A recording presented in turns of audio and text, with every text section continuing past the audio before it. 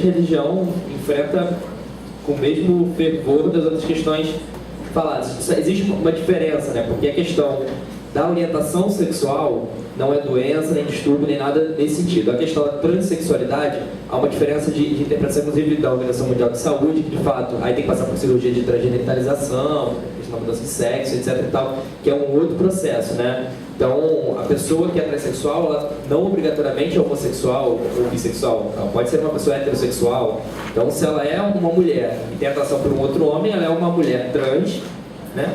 Heterossexual. Então, a questão de sexualidade é diferente nessa questão, né? Um outro tratamento. Porém, a religião trata preconceituosamente da mesma forma. Mas há avanços na religião. Não são todas as religiões que tratam preconceituosamente, não. Eu sempre gosto de falar o seguinte: os fundamentalistas religiosos tratam de forma fundamentalista, né? Porque tem muitos padres, muitos pastores, muitas pessoas, né, que não encaram a mesma visão. É incrível, né? Você tem uma igreja católica, por exemplo, que ela é dogmática, etc., o Papa é infalível. A quantidade de padre que você vê por aí, que é tranquilíssimo. Por exemplo, a PUC, que é uma instituição católica, né, tem um convênio com um grupo que eu sou de Niterói, do grupo GDN, tem um convênio de estágio dos alunos da PUC para o GDN. Então, assim, o reitor da PUC, que é uma pessoa da igreja católica, não considera isso um problema, né? Então, há divergências dentro das religiões. Sabe, por exemplo, a questão da imprensa que o Zé Roberto está falando. A Rede Record é uma rede evangélica, fundamentalista, da Igreja Universal. Porém, o dono dela, que é o Bispo de Macedo, já declarou publicamente, nesses dias, inclusive declarou novamente, que ele é contra a questão do preconceito dos homossexuais, que ele é a favor dos direitos dos homossexuais, né? Ele mudou de posição, o filho dele é gay, ele descobriu que o filho dele é gay, ele mudou de posição, né? Essa é a verdade da coisa. Ele não fala que o filho dele é gay, mas essa é a verdade. Então, assim, o chefe da Igreja Universal não é homofóbico, mas no seu programa lá que ele fala que eu te escuto, aquelas coisas horrendas que ainda tem pela Record de madrugada, é muito preconceituoso ainda. Então, às vezes, você vai ter gente na religião, mesmo as religiões que são um pouco mais fundamentalistas, que são mais fundamentalistas ainda, e outros menos fundamentalistas ainda. Você tem papas que são como esse atual, que é um nazista, né? Ou você tinha papas que não eram, que já foram muito mais libertários do que o papado atual. Isso muda conforme os seres humanos não são exatamente iguais, e as religiões também têm dentro dos seres humanos que são divergentes, né? Então isso depende da religião, vai ter alteração, depende de quem é o chefe daquela religião, daquela paróquia, muda. E essa questão da comunicação é nisso que eu estou falando assim: a gente vive numa sociedade de morais, de bons costumes, e que a gente costuma dizer o seguinte: a mídia reflete a sociedade, o escambau, né? A mídia tem posição própria, a mídia é controlada por algumas famílias e tem posição própria. Eu estava vendo o Roda Viva de segunda-feira e o presidente da Câmara respondeu para o jornalista duas coisas que eu achei maravilhosas. Ele primeiro disse que o jornalista criticava mensalão, e ele diz assim: porque a opinião pública é contra o que vocês fizeram, e etc. Então, assim, primeiro você é muito arrogante, meu senhor, porque você não é opinião pública, você é um jornalista não é opinião pública. Eu disputo eleições de 2 em 2 anos, estou lá ouvindo a opinião pública, você não. Você nunca disputou eleição na sua vida, então não tem que dizer que é opinião pública. O senhor é arrogante, é outra coisa, né? Querer dizer que você fala em nome da população. A imprensa não fala em nome da população, a imprensa fala em nome do que foi a segunda coisa que ele dizia. O seu chefe não é seu colega de trabalho, como você vai dizer. O seu chefe é seu patrão. Você fala em nome do seu patrão, essa é a verdade, né? Essa é a verdade da imprensa brasileira. Você fala em nome do seu patrão, né? E, felizmente, nos últimos anos, algumas emissoras de televisão têm mudado, e seus patrões têm mudado algumas de suas visões, que é o caso da Globo, que está claramente mudando o seu eixo de visão, né?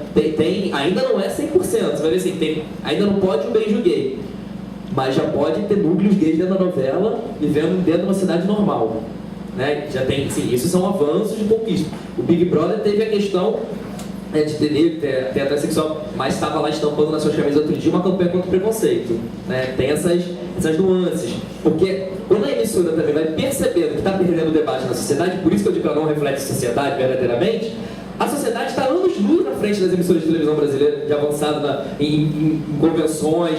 Quando a Globo é contra ter uma mulher presidente da República, que a Globo era e sempre foi contra ter mulher presidente da República, a sociedade já estava muito na frente dizendo que devia ganhar. E a Globo lá tentando dizer que não era a melhor presidente da República. A população brasileira avançou nos luz na frente da imprensa. Essa história que a imprensa construía a opinião pública já está completamente ultrapassada, não constrói mais a opinião pública, ela está sendo refém dessa opinião pública em parte das vezes, e por isso que o Globo está mudando. Por exemplo, a minha várias cartas de denúncia para a Globo, várias reclamações, mas já foram inúmeras. Esse ano, pela primeira vez, a Globo respondeu a gente. Então, assim, a grande Vênus Platinada se deu ao trabalho de responder ao movimento social. Pela primeira vez na história da Globo, ela respondeu ao movimento social. E foi o movimento LGBT.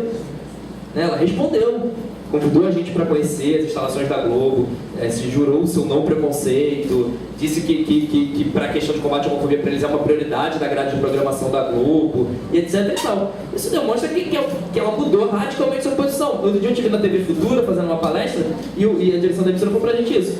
Olha, nós estamos a partir de agora dizendo o seguinte, a partir desse debate aqui nós não chamamos mais fundamentalistas para debater, nós só vamos chamar a DGNT a partir de agora. Quem tirou posição oficial da emissora, que é a TV Futura, que é afiliada da Rede Globo, que é a TV Futura, é uma emissora que não deixará mais homofóbicos falarem na sua grade.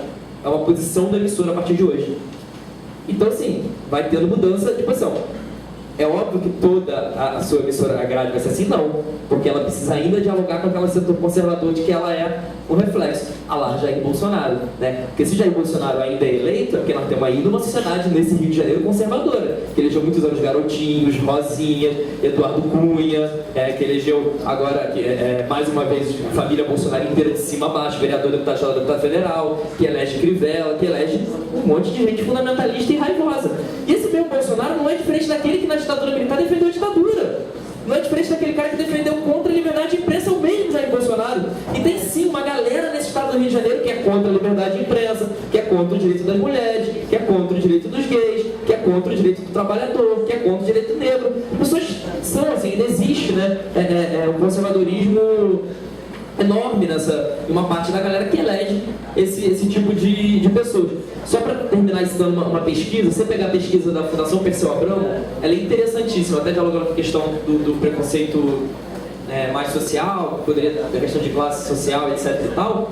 A Fundação Perseu Abramo fez uma pesquisa há um tempo atrás, que ela perguntava o seguinte para a pessoa: você acha que tem racismo no Brasil? Você acha que tem preconceito etário? Era de idoso, mulheres, negros e LGBT. Acho que eram as 4 categorias, se eu não estou errando aqui, nenhuma categoria. Era assim, quase todo mundo dizia que tinha todos esses preconceitos no Brasil. Era um nível altíssimo, todo mundo dizia assim, tem preconceito, tem racismo no Brasil, tem homofobia no Brasil, tem tudo isso. Aí quando vinha a segunda pergunta era: você é homofóbico? Você é racista? Você é machista? Aí era assim, preconceito contra idosos era pequeno, preconceito contra mulheres era pequeno, racista as pessoas já estão agora, não dizem mais que são, embora sejam, mas não dizem que são.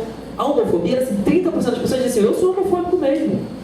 E a pessoa diz o seguinte, e a pessoa não admite que ela significa que ela não acha que isso é um problema. Porque se ela achasse, ela não admitiria, porque ninguém admite que tem um problema. Ninguém gosta de admitir que é preconceituoso, ninguém admite.